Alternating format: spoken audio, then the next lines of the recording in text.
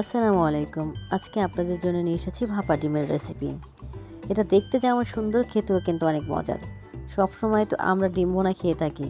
তো মাঝে মাঝে এই একঘেয়েমি ডিম ভুনার থেকে মুক্তি পেতে আমি কিন্তু এই রকমের রেসিপি রান্না করে থাকি। তো আজকে ভাবলাম যে আপনাদের সাথে তা শেয়ার করি।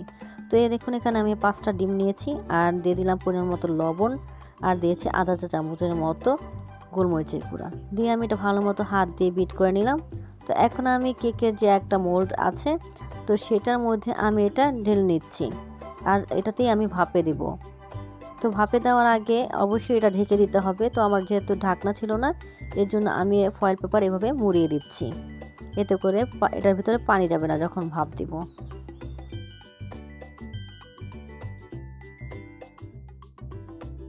তো আমি একটা হাঁড়ি বসিয়ে নিয়েছি আর এর মধ্যে দিয়ে দিয়েছি একটা স্ট্রেনার। আর এতে আমি কিন্তু পানি দিয়েছি, তো পানিটা এমনভাবে দিতে হবে যাতে উপরে চলে না আসে, স্ট্রেনারের নিচে থাকে। আর আমি এটাতে দিয়ে দিলাম। এখন আমি এটা 15 মিনিটের জন্য ভাপে দিয়ে রাখবো। তো 15 মিনিট পর আমি ফিরে আসলাম, আর এটা হয়েছে কিনা এটা দেখার জন্য এরকম একটা টুথপিকের মতো নিয়েছি। এটা দিয়ে আমি চেক করে দেখবো যে এটা হয়েছে কিনা। তো দেখুন, এটা পুরো ক্লিয়ার এসেছে, তার মানে এটা হয়ে গিয়েছে। এখন এটা মোল্ড আউট করার পালা। তো দেখুন, আমি এভাবে একটু পাশ দিয়ে ছাড়িয়ে দিচ্ছি যাতে খুব সহজে উঠতে পারে। এখন আমি এটা কিউব কিউব করে কেটে নিব। তো এই তো আমি এই সাইজ করে কেটে নিয়েছি।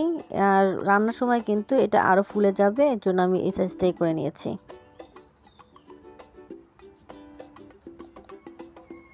এদিকে চুলায় একটা প্যান বসিয়ে নিয়েছি, এতে দিয়ে দিয়েছি বড় একটা সাইজের আলু। আর আলুটা আমি কেটেছি অনেকটা ডিমের সাইজে। এর মধ্যে হলুদ আর লবণ দিয়ে এখন আমি এটা ভেজে নেব। যারা আজকে আমার ভিডিওটি নতুন দেখছেন তাদেরকে রিকোয়েস্ট করব, প্লিজ আমার চ্যানেলটি সাবস্ক্রাইব করে দিবেন। সাবস্ক্রাইব করে আমার পাশেই থাকবেন, আর যদি পুরাতন হয়ে থাকেন তাহলে লাইক কমেন্ট শেয়ার করে পাশে থাকবেন। তো দেখুন, আমার আলু কিন্তু হয়ে গিয়েছে। এখন আমি সেম প্যানের মধ্যে দিয়ে দিচ্ছি সেই ডিমগুলো, ভাপা ডিমগুলো দিয়ে এখন আবার একটু এটা ভেজে নিব যতক্ষণ পর্যন্ত না কালার চলে আসে। তো দেখুন, আমার ডিমটা কিন্তু হয়ে গিয়েছে, এখন এটাও নামিয়ে নিচ্ছি। চুলায় একটা প্যান বসিয়ে তাতে পর্যাপ্ত পরিমাণে তেল দিয়ে দিলাম, আর দিয়ে দিলাম 2টা দারচিনি, আর দিয়েছি জিরা আধা চা চামচের মতো। এখন এটা কিছুক্ষণ ভেজে নেওয়ার পর এর মধ্যে দিয়ে দেব আধা কাপের মতো পেঁয়াজ। এখন এই পেঁয়াজটা দিয়ে ভালো মতো ভেজে নেব। এরপর আমি এখানে দিয়ে দিচ্ছি কাঁচামরিচ। এখানে 4-5টার মতো কাঁচামরিচ আছে, আমি এগুলো মাঝখান থেকে একটু ফেলে দিয়েছি। এখন দিয়ে দেবো আধা চা চামচের মতো আদা বাটা, আধা চা চামচের মতো রসুন বাটা, আর দিয়ে দিচ্ছি একটা টমেটো কুচি। দিয়ে এটা আবার একটু তেলের মধ্যে ভেজে নিচ্ছি। এখন আমি এতে দিয়ে দিব পানি সামান্য একটু, এতে করে আমি গুঁড়া যে মশলা দিব এটা পুড়ে যাবে না। দিয়ে দিচ্ছি হলুদ গুঁড়া 1 চামচ, মরিচ গুঁড়া উঁচু করে 1 চা চামচ দিয়ে আবার একটু নেড়ে নিচ্ছি।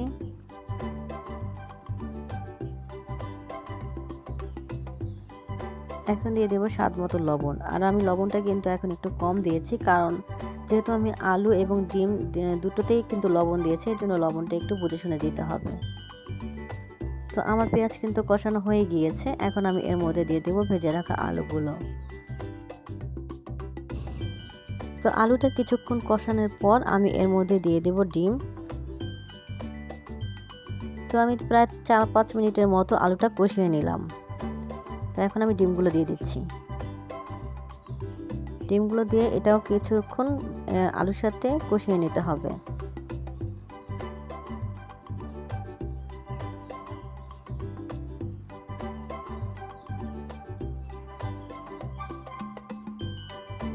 এখন দিয়ে দেব পানি। আর পানিটা কিন্তু বেশি দেওয়া দরকার নেই, মাত্র 2 কাপের মতো পানি দিলে হয়ে যাবে, কারণ যেহেতু আলুটাও মোটামুটি সিদ্ধ হয়ে এসেছে আর ডিমটা তো অলরেডি সিদ্ধ করাই আছে। তো এখন আমি এর মধ্যে বেশি পানি দিলাম না, মাত্র 2 কাপ পানি দিয়ে এখন এটা রান্না করে নেব। 5-6 মিনিটের পর আমি ফিরে আসলাম। তো এই সময় কিন্তু দেখতে হবে লবণটা ঠিকঠাক আছে কিনা।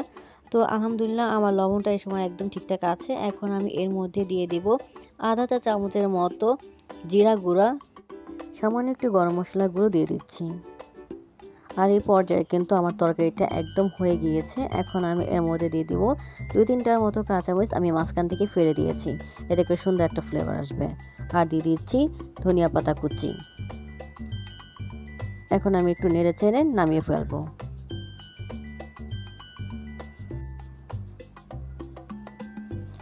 তো দেখুন কত সহজেই কিন্তু ভাপা ডিমের তরকারিটা আমার তৈরি হয়ে গেল। তো আশা করি আজকে আমার এই রেসিপি আপনাদের ভালো লেগেছে। ভালো লেগে থাকলে অবশ্যই আমার রেসিপি ফলো করে আপনারা বাসা তৈরি করবেন। আর আমার জন্য দোয়া করবেন। অনেক অনেক ভালো থাকবেন। আজকে এই পর্যন্তই। আল্লাহ হাফেজ।